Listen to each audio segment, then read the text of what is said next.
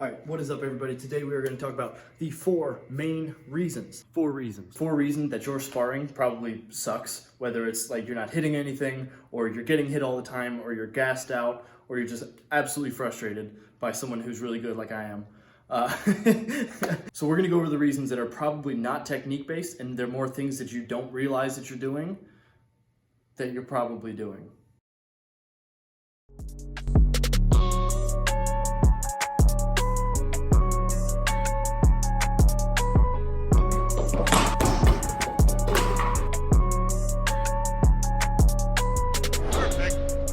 Four main reasons that your sparring sucks, at least in the beginning.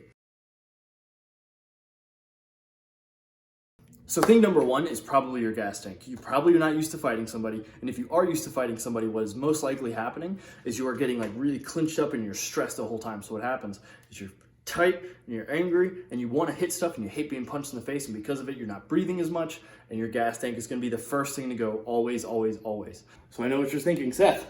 How do I make sure that my gas tank doesn't suck? And it's pretty simple. Wow, I haven't even done that many takes of this. Just work out more.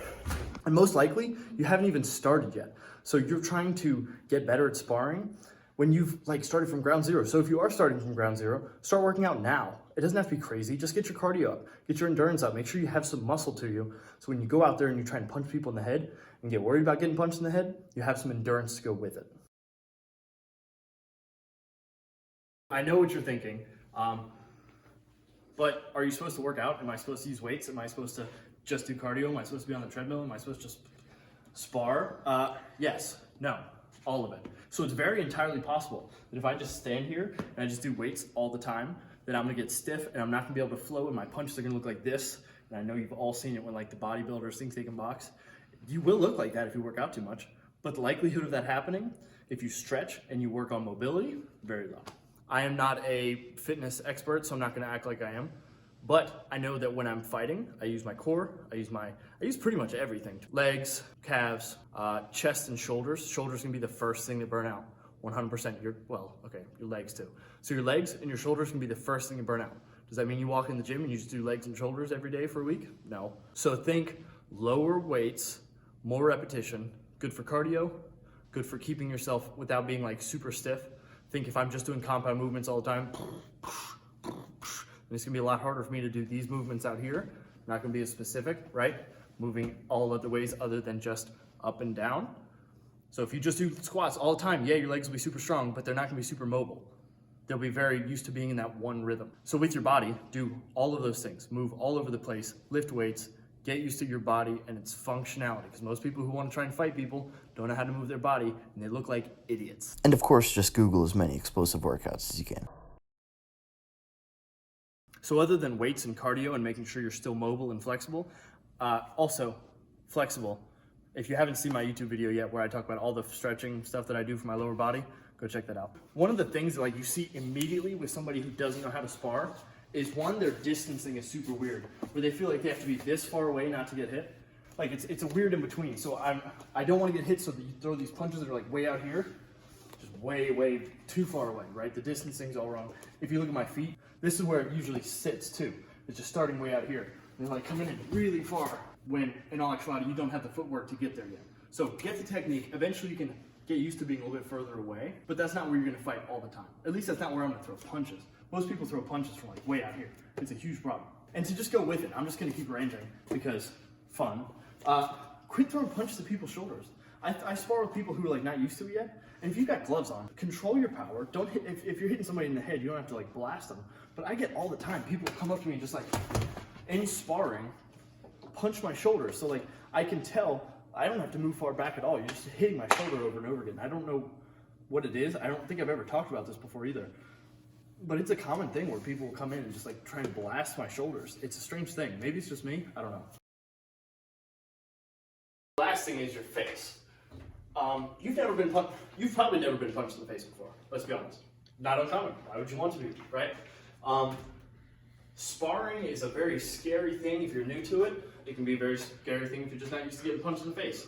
So one thing that you kind of have to get used to is something coming at your face, and it doesn't necessarily even have to be hitting it, like it hit me there. So one thing that like most people are not used to is having something come really close to your face and not worrying about going like this, right? That is 100% the knee-jerk reaction that everybody does. You get this, and I go like this. Did it touch me? No. Was it dangerous? Yeah, maybe a little bit. Could have been. But that doesn't mean that you have to freak out, especially in a controlled sparring environment. You don't have to be worried about somebody blasting your face. If you are, you're in the wrong gym.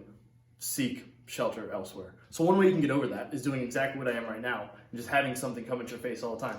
Or it'd be like this and just work on slowly but surely getting more used to something pass in front of your face. I probably look crazy right now, or my eyes just like really big.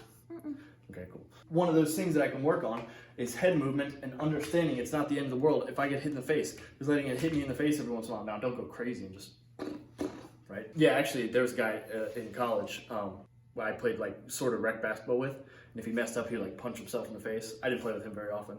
Hope he's doing all right. Some of the stuff that's not technique based is going to be the stuff that hinders you the most. You might not see it because it's not something you've been trained in drilling all the time.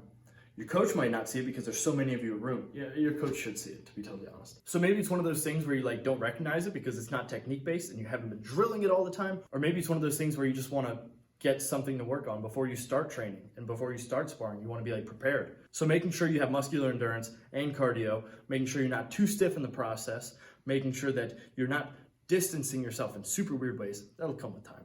And then making sure that you're not too worried about getting blasted in your face. You are gonna get punched or kicked in the face. And if you're not, you should probably rethink the way you're training.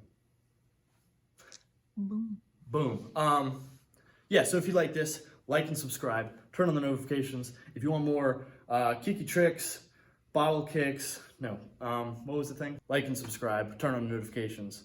I don't know what I'm doing with my hands. I feel uncomfortable if I'm not punching things. So if you like this video and you want more karate tricks, bottle kicks, and wave master abuse, like, subscribe, turn on the notifications, follow me on Instagram @sensei_sat, and we'll see you next time.